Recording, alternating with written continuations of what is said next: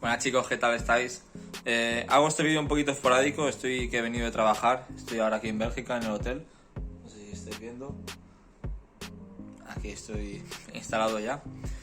Y nada, quería hacer este vídeo corto, normalmente ya sabéis que no estoy haciendo vídeos de noticias, pero creo que voy a empezar a hacer vídeo noticias, desde que he visto ahora Anonymous haciendo un vídeo dirigido a Kwon, el CEO y fundador de Luna. Así que nada, yo quería hacer este vídeo primeramente comentando todo el boom que está teniendo ahora la quema de tokens de Luna Classic y Luna que está subiendo, pero Luna Classic sobre todo es la que nos está sorprendiendo porque han aprobado el roadmap donde van a hacer la quema de tokens. Es decir, a partir de ahora, por cada compra y venta de Luna Classic, por cada compra y venta se va a cobrar una comisión de 1,25%.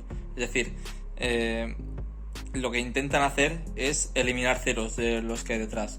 Luna Classic ha llegado a los 3 ceros otra vez, pero ha vuelto otra vez a 0,00097. Pero bueno, está en ello. Entonces, bueno, son buenas señales, pero parece que la comunidad de Terra está apoyando también a Luna Classic todavía. Y bueno, veremos a ver lo que se para en los próximos días, pero es interesante. Además, os dejo el vídeo aquí de Anonymous, que deja un poquito descolocado a todo el mundo. Y esperamos una respuesta de Kwon, a ver qué comenta.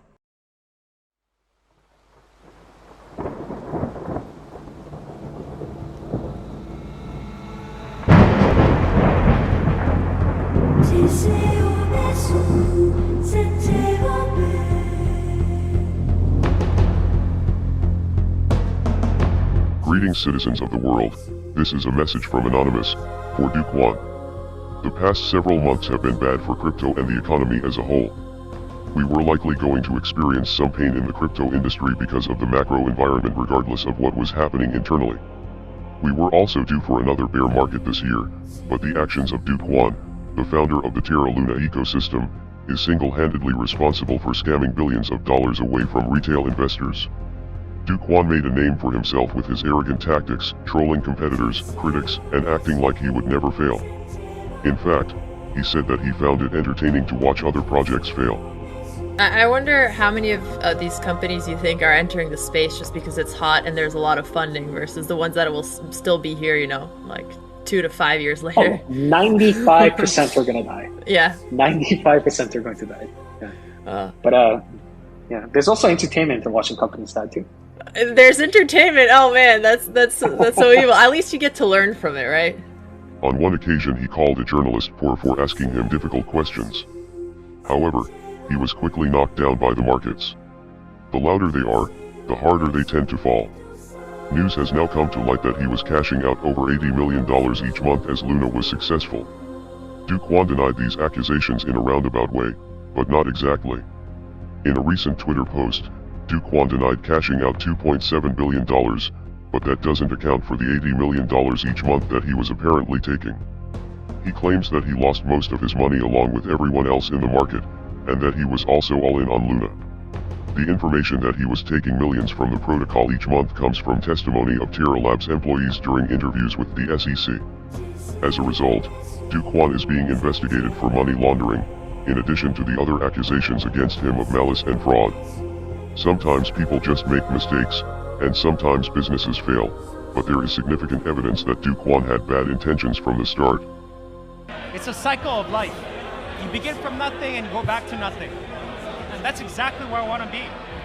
So I think Terra is going to be the decentralized money standard across the entire blockchain, across all the blockchains.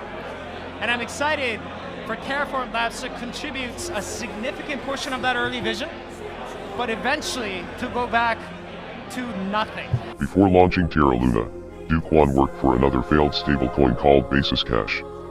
That project failed due to regulatory concerns and investors lost money, but he was never held accountable because he was working under the anonymous name Rick Sanchez, taken from the popular cartoon Rick and Morty. It is obvious to us that Kwon has plenty of secrets and he has been very sloppy in his execution. Multiple governments are conducting their own investigations into the scammer, but so are we. Anonymous is looking into Kwon's entire history since he entered the crypto space, to see what we can learn and bring to light. There is no doubt that there are many more crimes to be discovered in your trail of destruction. Kwon, if you are listening. Sadly, there is nothing that can be done to reverse the damage that you have done. At this point, the only thing that we can do is hold you accountable and make sure that you are brought to justice as soon as possible. We are Anonymous. We are Legion. Expect us.